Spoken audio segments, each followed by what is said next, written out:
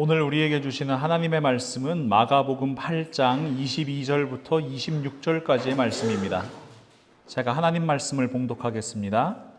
벳세다의 이름에 사람들이 맹인 한 사람을 데리고 예수께 나와 손 대시기를 구하거늘 예수께서 맹인의 손을 붙잡으시고 마을 밖으로 데리고 나가사 눈에 침을 뱉으시며 그에게 안수하시고 무엇이 보이느냐 물으시니 쳐다보며 이르되 사람들이 보이나이다.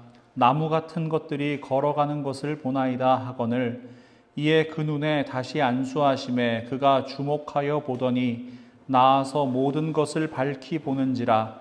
예수께서 그 사람을 집으로 보내시며 이르시되 마을에는 들어가지 말라 하시니라. 아멘. 예수님께서 제자들과 함께 벳세다라는 마을에 도착을 하셨습니다.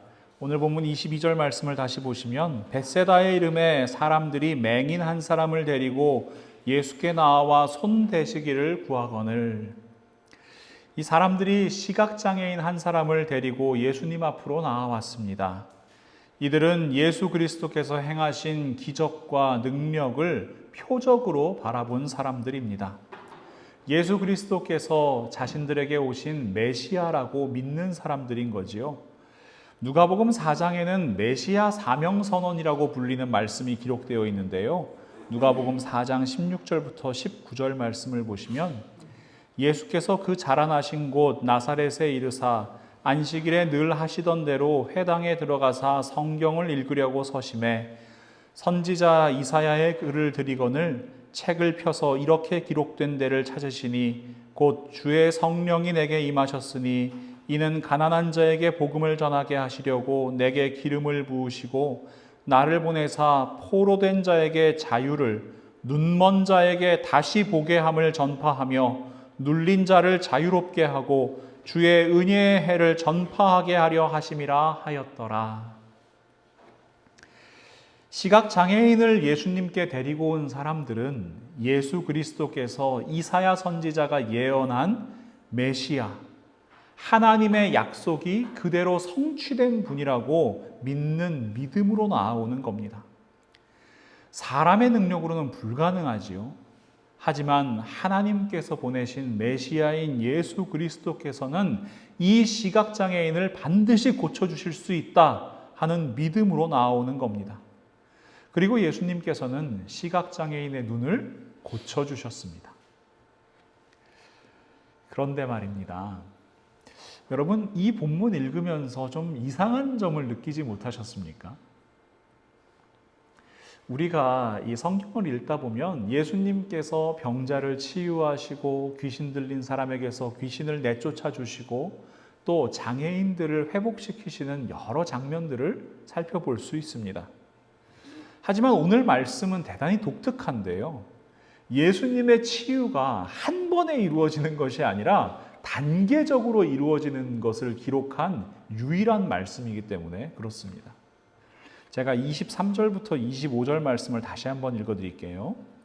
예수께서 맹인의 손을 붙잡으시고 마을 밖으로 데리고 나가사 눈에 침을 뱉으시며 그에게 안수하시고, 자, 첫 번째 어떤 치유의 행위가 이루어졌습니다. 그 다음에 예수님께서 물어보세요. 무엇이 보이느냐 물으시니 쳐다보며 이르되 사람들이 보이나이다. 나무 같은 것들이 걸어가는 것을 보나이다 하거늘. 여기까지 보면요, 치유가 완벽하게 이루어졌습니까? 아니에요. 뭔가 부족해요. 사람이 사람처럼 보여야 되는데 사람이 나무처럼 보이는 거예요. 자, 25절 말씀. 이에 그 눈에 다시 안수하심에 그가 주목하여 보더니 나아서 모든 것을 밝히 보는지라. 예수님께서 그 눈에 다시 한번 안수하시니 그의 눈이 밝아져서 모든 것을 바라볼 수 있게 되었습니다. 23절 말씀만 보시면은 마태복음 7장에 기록되어 있는 청각장애인 에바다 하신 말씀과 굉장히 비슷하지요. 뭔가 주술적으로 보일 수 있는 행위를 하시고요. 그에게 이 안수를 해주세요. 그런데 완전한 치유가 일어나지 않는 거예요. 그런데 여러분, 상당히 이상하지요. 예수님께서 뭔가 능력이 부족하신 겁니까? 같은 시각장애인을 치료하시는 이 마가복음 10장의 말씀을 살펴보시면 좀 더 이상하게 느껴지실 거예요. 시각장애인 바디메오를 고치시는 말씀인데요. 마가복음 10장 51절과 52절 말씀. 예수께서 말씀하여 이르시되 내게 무엇을 하여 주기를 원하느냐? 맹인이 이르되 선생님이여 보기를 원하나이다. 예수께서 이르시되 가라 내 믿음이 너를 구원하였느니라 하시니 그가 곧 보게 되어 예수를 길에서 따르니라. 예수님께서 말씀하시니까 바디메오는 어떻게 돼요? 곧 바로 즉시 보게 됩니다. 다른 치유 기사들도 마찬가지예요. 좀 덜 고쳐져서 안수를 다시 해야 된다거나 아니면 귀신을 내쫓으셨는데 귀신이 좀 남아 있어가지고 다시 한번 내쫓으셔야 된다거나 그런 일은 없습니다. 그렇다면 왜 예수님께서는 다른 치유기사들과 달리 단계적인 방식으로 이 벳세다의 시각장애인을 고쳐주시는 걸까요? 예수님께서 정말 메시아이신 것을 드러내시기 위해서라면 한 번에 고쳐주시면 더 능력 있어 보이잖아요. 다른 사람들 고칠 때보다 이날 좀 컨디션이 안 좋으셨던 걸까요? 아니면 이 시각장애인을 고치시기에는, 한 번에 고치시기에는 예수님의 능력이 좀 부족하셨던 걸까요? 그렇지 않습니다. 이 벳세다의 시각장애인 치유 사건을 정확하게 이해하기 위해서는 우리가 앞서 살펴본 예수님의 제자들의 모습, 이것을 함께 살펴보아야만 합니다.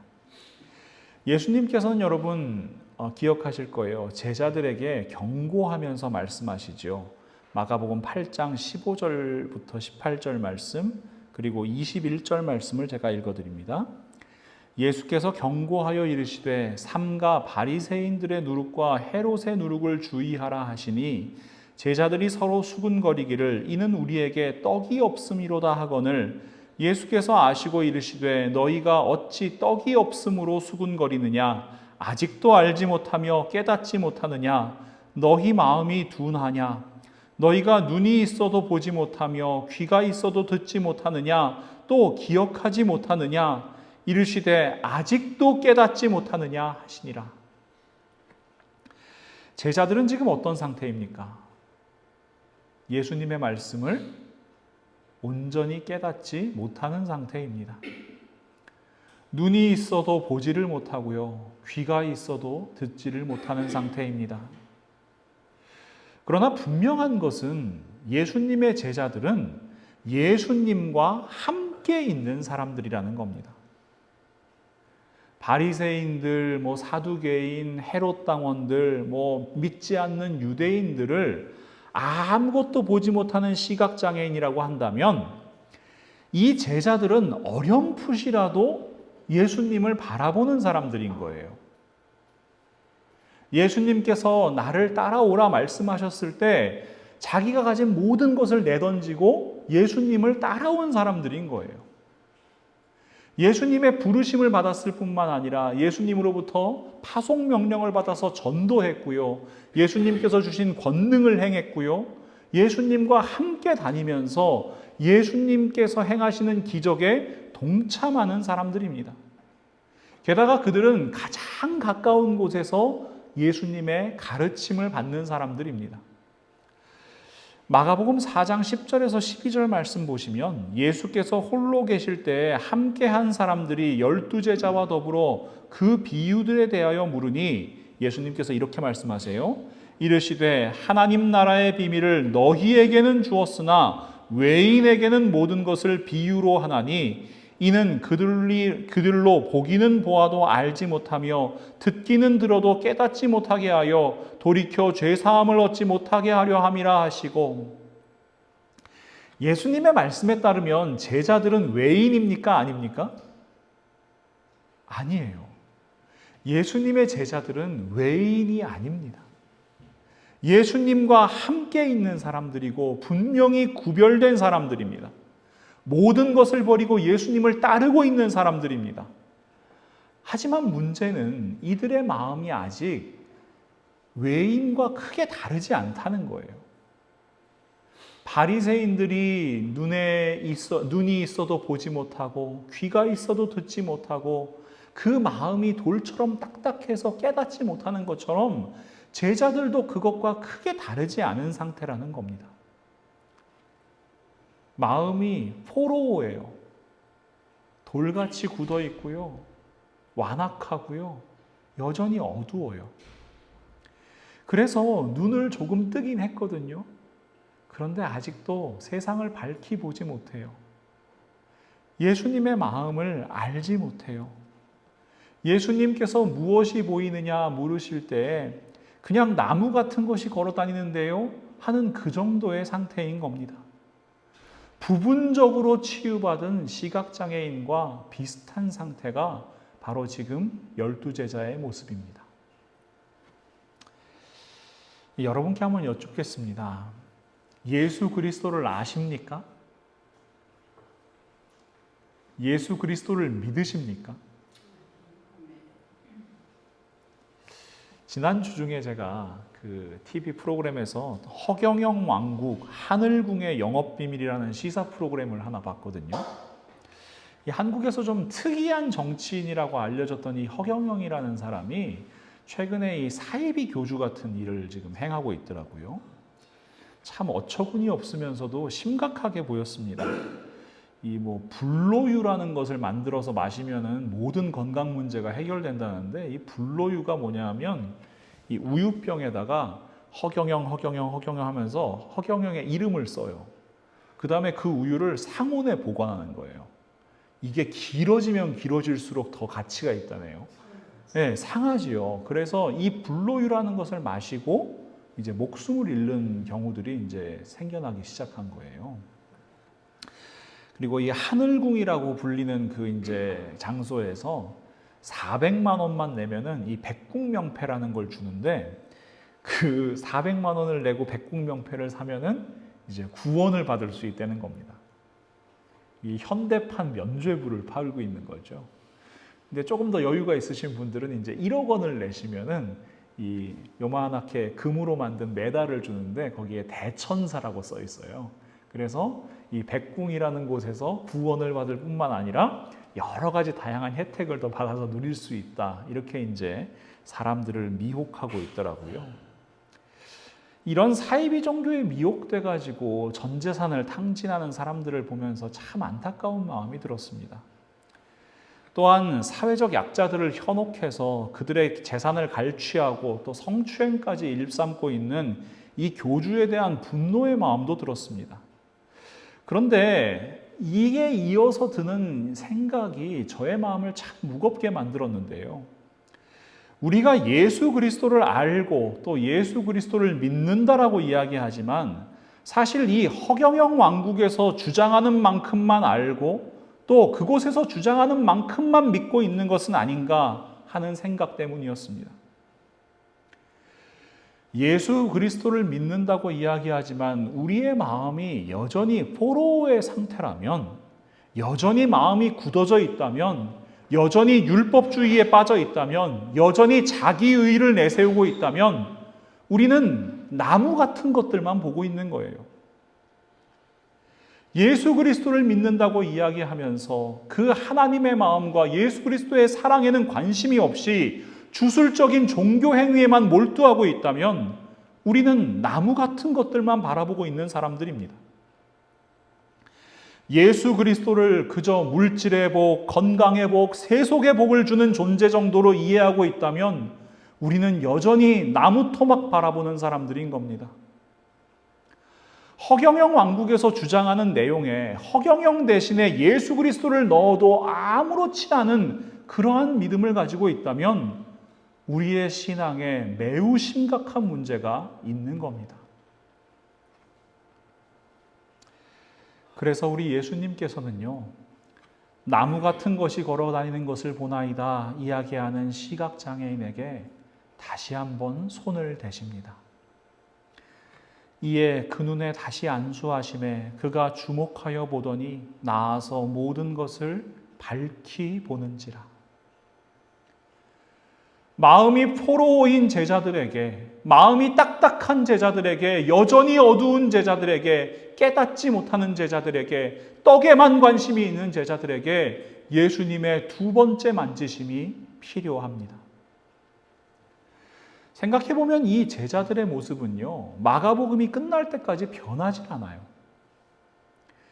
마가복음 16장 10절부터 13절은 예수 그리스도께서 부활하셨다는 소식을 들은 제자들의 모습을 기록하고 있거든요.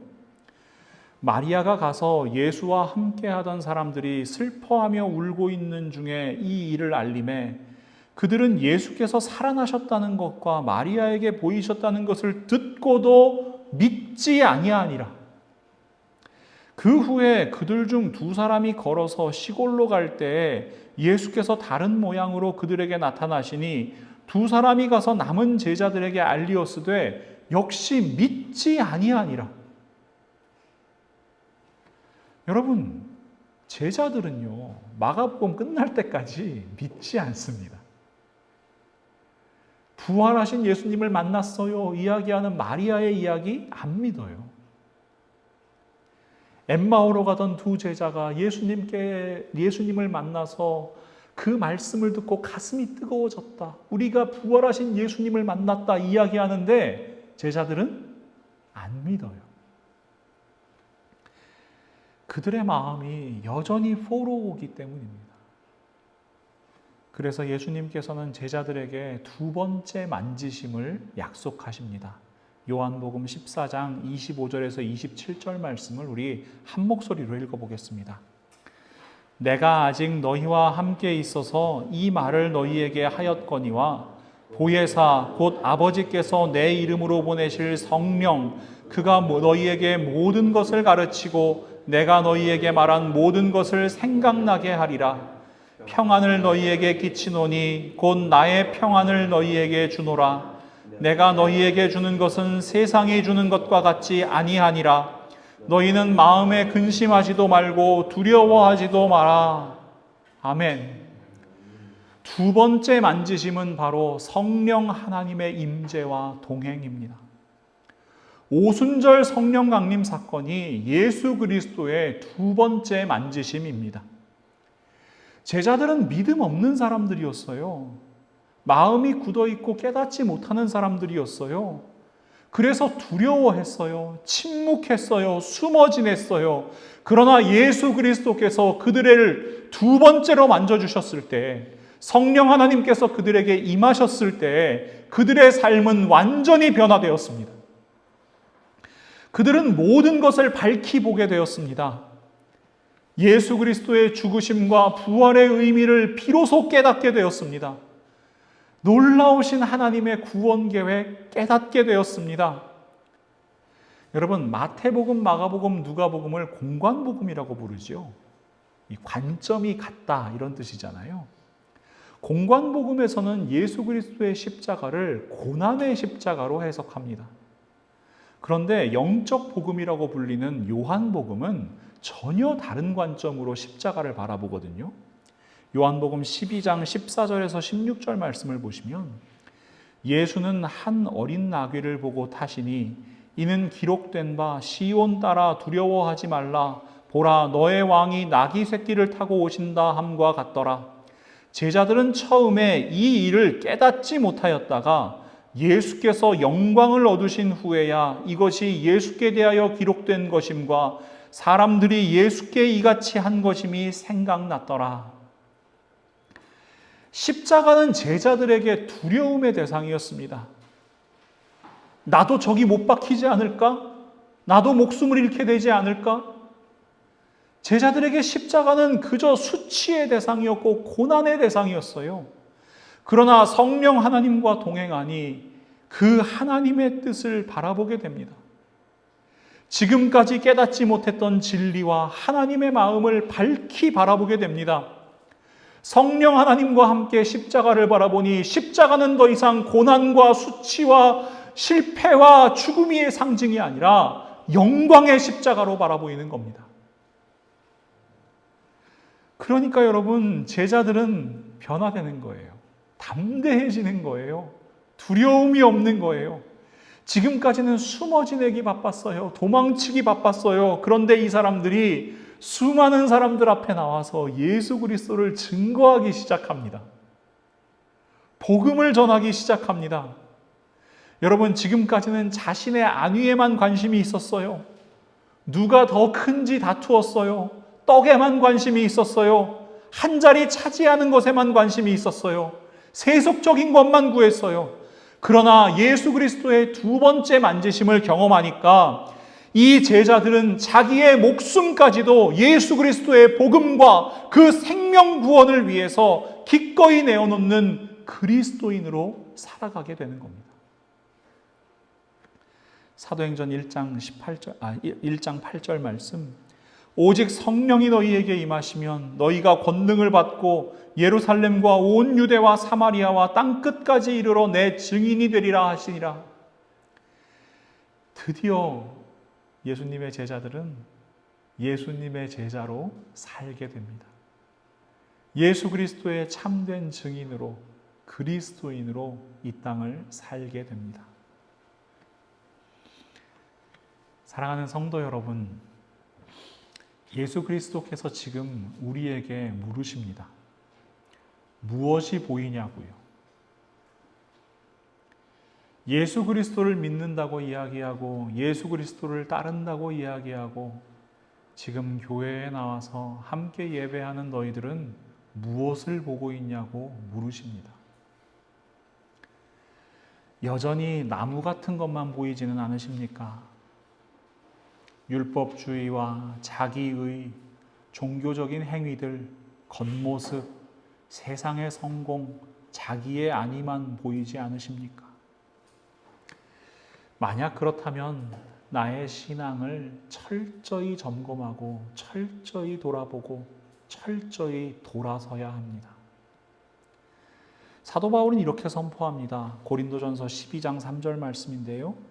그러므로 내가 너희에게 알리노니 하나님의 영으로 말하는 자는 누구든지 예수를 저주할 자라 하지 아니하고 또 성령으로 아니하고는 누구든지 예수를 주시라 할 수 없느니라.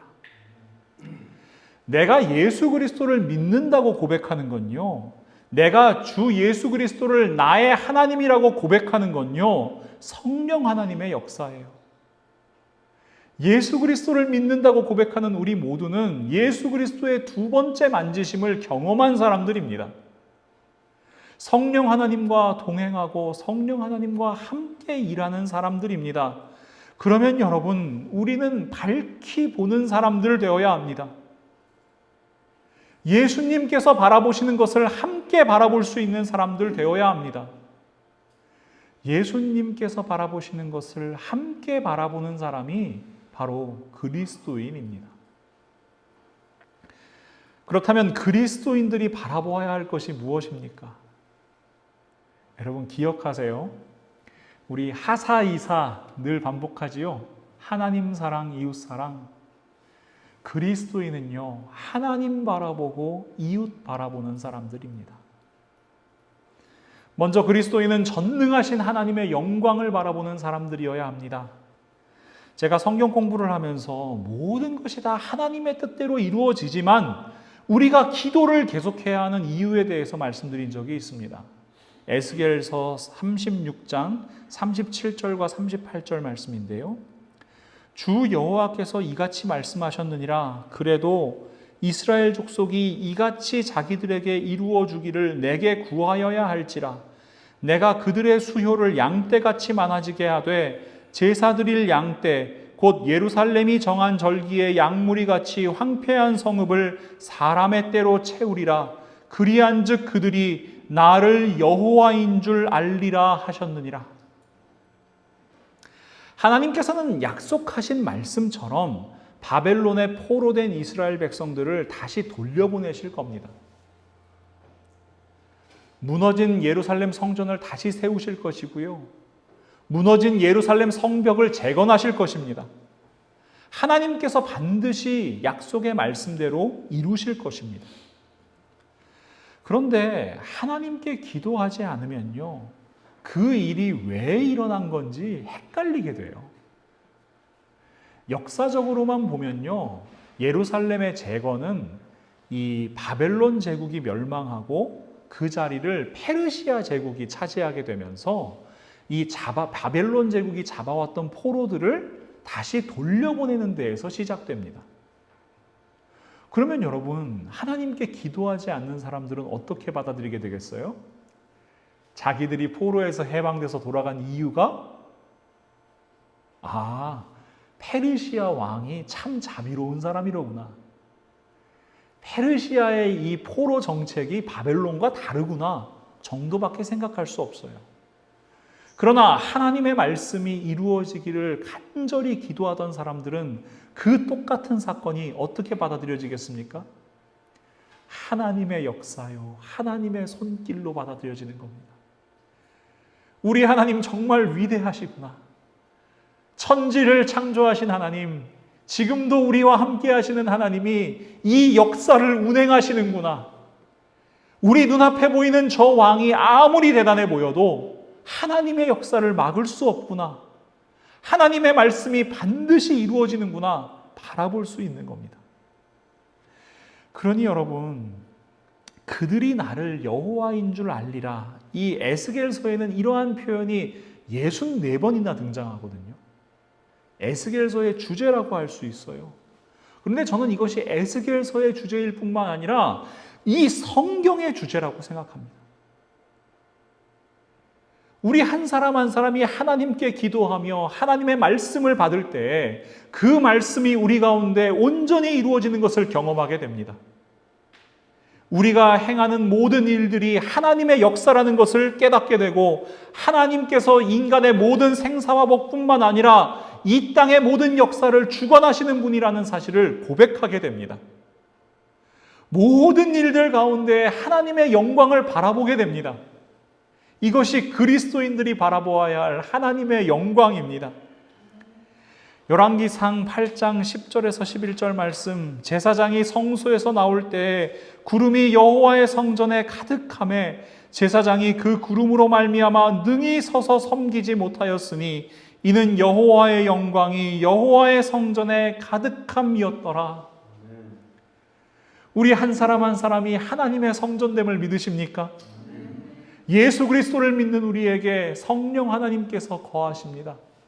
그 성령 하나님께서 거하시는 성전된 우리에게 하나님의 영광이 함께 하십니다. 우리가 함께 예배하는 이 자리에 하나님의 영광이 가득합니다. 그것을 바라볼 수 있는 것, 그것이 바로 그리스도인의 눈길입니다. 또한 그리스도인은 성령 하나님과 함께 이웃을 바라보는 사람들 되어야 합니다.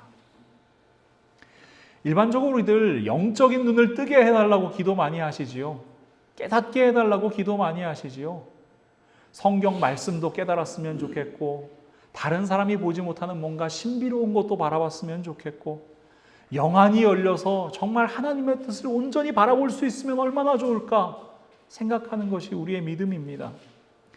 그래서 천사가 보인다는 둥, 사후세계를 봤다는 둥, 미래를 봤다는 둥, 이런 이야기들 참 그럴듯하게 들립니다. 그런데 여러분, 정작 우리는 성령 하나님께서 우리에게 바라보게 하시는 것에는 눈 감아버리는 경우가 참 많습니다. 여러분, 선한 사마리아인의 비유 기억하시죠? 누가복음 10장 30절부터 34절 말씀을 제가 한번 읽어드리겠습니다. 예수께서 대답하여 이르시되 어떤 사람이 예루살렘에서 여리고로 내려가다가 강도를 만나매 강도들이 그 옷을 벗기고 때려 거의 죽은 것을 버리고 갔더라. 마침 한 제사장이 그 길로 내려가다가 그를 보고 피하여 지나가고 또 이와 같이 한 레위인도 그곳에 이르러 그를 보고 피하여 지나가되 어떤 사마리아 사람은 여행하는 중 거기 이르러 그를 보고 불쌍히 여겨 가까이 가서 기름과 포도주를 그 상처에 붓고 싸매고 자기 짐승에 태워 주막으로 데리고 가서 돌보아 주니라.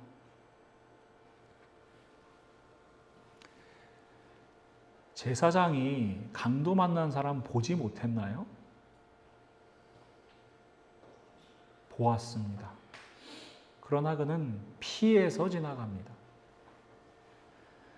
레위인이 강도 만난 사람 보지 못했나요? 보았습니다. 그러나 그는 피하여 지나갑니다. 보았는데 못 본 척 하는 거예요. 눈이 있어도 보지 못하는 거예요. 그러나 선한 사마리아 사람은 강도 만난 사람을 보고 불쌍히 여겼습니다. 돌보아 줍니다. 이것이 예수 그리스도의 마음이요, 그리스도인의 마음 되어야 합니다. 여러분, 오병이어의 기적, 칠병이어의 기적 대단하지요. 우리가 감히 상상도 할 수 없는 기적이잖아요. 그 적은 음식을 가지고 어떻게 그렇게 많은 사람들을 먹일 수 있습니까? 그런데 여러분, 그 기적의 시작이 무엇이었는지 혹시 생각해 보신 적 있으세요? 대부분의 사람들은요, 이 어린아이가 가지고 온 보리떡 5개와 물고기 2마리, 아니면 제자들이 마지못해 내어놓은 떡 7개와 물고기 2마리, 이것이 그 기적의 시작이라고 생각해요.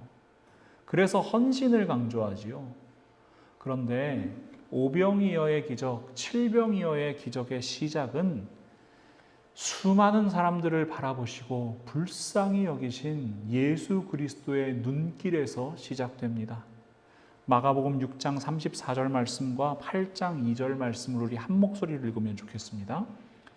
예수께서 나오사 큰 무리를 보시고 그 목자 없는 양 같음으로 인하여 불쌍히 여기사 이에 여러 가지로 가르치시더라. 내가 무리를 불쌍히 여기노라. 그들이 나와 함께 있은지 이미 사흘이 지났으나 먹을 것이 없도다. 성령 하나님께서 우리에게 바라보게 하시는 것을 바라볼 수 있는 사람들 되면 좋겠습니다. 우리의 눈을 밝히 여사 고통받는 이웃들 바라보게 하시고 그 이웃들을 향하여 우리의 손을 내밀 수 있는 그리스도인으로 살아갈 수 있기를 간절히 소망합니다. 무엇이 보이느냐? 저는 이 말씀이 책망으로 들리지 않아요. 예수님의 음성이 그렇게 따뜻하게 들릴 수가 없습니다. 왜냐하면 여러분, 무엇이 보이느냐 한 다음에 너 왜 나무 같은 것밖에 못 봐? 라고 혼내시는 게 아니잖아요. 우리가 밝히 볼 수 있도록 우리를 회복시키시려고 다시 손대시고 다시 어루만지시는 분이 예수님이시잖아요. 시각장애인이었던 헬렌 켈러라는 분이 계십니다. 이 헬렌 켈러 여사는 사흘만 볼 수 있다면 이런 수필을 남기셨거든요. 이 헬렌 켈러 여사는 이 사흘 동안 무엇을 할 것인지에 대해서 이렇게 말씀을 하세요. 첫째 날에는요, 친절과 겸손과 우정으로 자신의 삶을 가치 있게 만들어준 소중한 사람들을 바라보고 싶다고 말씀하세요. 그리고 석양이 지는 대지와 그 대지를 거니는 농부들을 바라보고 싶다고 이야기합니다. 둘째 날에는요, 대지를 가르며 떠오르는 태양을 바라보고 싶다고 이야기하고요. 박물관이랑 미술관 가서 도대체 이 그림이 어떻게 생겼는지 바라보고 싶다고 이야기합니다. 저녁에는 연극이나 영화를 보고 싶다고 이야기합니다. 셋째 날에는요, 그저 거리에 앉아서 사람들이 일하고 살아가는 그 일상의 모습을 바라볼 수 있으면 얼마나 좋을까 이야기합니다. 그 수필 내용의 일부입니다. 내일 갑자기 장님이 될 사람처럼 여러분의 눈을 사용하십시오. 내일 귀가 안 들리게 될 사람처럼 음악 소리와 새의 지저김과 오케스트라의 강렬한 연주를 들어보십시오. 내일이면 촉각이 마비될 사람처럼 만지고 싶은 것들을 만지십시오.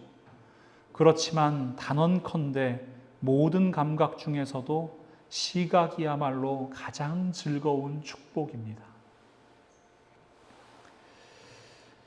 사랑하는 성도 여러분, 누군가에게는 기적과 같은 사흘이 우리에게는 일상입니다. 그러니 우리는 이미 기적 속에서 살아가고 있는 사람들이지요. 그러니 여러분, 눈이 있으나 보지 못하는 인생 살지 마십시오. 성령 하나님과 함께 하나님의 영광 바라보고요, 하나님의 말씀 바라보고요, 하나님의 역사하심을 바라보는 인생 살아가시기를 간절히 소망합니다. 그리고 성령 하나님과 함께 우리의 이웃을 바라보며 우리의 손을 펼 수 있는 인생 살아가시기를 간절히 축원합니다. 잠언 22장 9절 말씀, 선한 눈을 가진 자는 복을 받으리니 이는 양식을 가난한 자에게 주민이라. 선한 눈, 보시기에 심히 좋았더라. 토브 말씀하시는 하나님의 눈입니다. 그러니 여러분, 하나님의 눈으로 바라보는 삶 살아가십시오. 단언컨대 하나님과 이웃을 밝히 바라보는 것은 예수 그리스도를 믿는 우리에게 주신 가장 큰 복입니다. 두 번째 만지심, 성령 하나님의 임재를 경험하고 동행하는 우리에게 주신 가장 큰 복입니다. 여러분, 이 복을 마음껏 누리고 나누는 우리 모두가 될 수 있기를 예수 그리스도의 이름으로 간절히 축원합니다. 사랑의 하나님, 오늘도 하나님의 말씀으로 말씀하여 주심에 진심으로 감사합니다. 저희들 참 연약한 사람들입니다. 부족한 사람들입니다. 예수님을 믿는다고 이야기하면서도, 성령 하나님께서 저희와 동행한다고 고백하면서도 저희들은 여전히 나무 같은 것만 바라보는 사람들입니다. 율법주의가, 종교적인 행위가, 자기의의가, 세상의 욕심과 정욕이 저희들의 눈을 가로막습니다. 그러나 하나님, 저희를 책망하지 아니하시고 이 시간 그 따뜻한 손길로 저희의 눈을 어루만지시는 예수 그리스도의 피 묻은 손자락이 너무나도 좋습니다. 성령 하나님의 손길이 너무나도 감사합니다. 그러니 이제 저희의 눈을 밝히 열어 예수 그리스도께서 바라보는 것을 바라보게 하시고 하나님께서 원하시는 것을 바라보게 하여 주시옵소서. 저희의 눈을 밝히 여사 하나님의 영광 바라보게 하시고 하나님 말씀 바라보게 하시고 하나님의 역사 바라보게 하시고 하나님의 손길 바라보게 하여 주시옵소서. 무엇보다 저희에게 허락하신 이 땅을 바라보며 이웃들의 고통과 그 어려움을 바라보며 예수님 그러셨던 것처럼 불쌍히 여기는 저희들 되게 하여 주시옵소서. 예수 그리스도의 사랑으로 이 땅을 덮고 예수 그리스도로부터 받은 생명을 이 땅 가운데 흘려보내는 통로의 사명 감당하는 저희 모두가 될 수 있도록 하나님 함께하여 주시옵소서. 눈이 있어도 보지 못하는 자 아니라 성령님과 함께 바라보는 자로 이 땅을 살아가게 하여 주시옵소서. 그것이 가장 큰 복임을 고백하게 하여 주시고 저희들 그 복을 마음껏 누리고 나누는 사람들 될 수 있도록 우리 하나님 저희들 한 사람 한 사람을 사용하여 주시옵소서. 예수 그리스도의 이름으로 간절히 기도합니다. 아멘.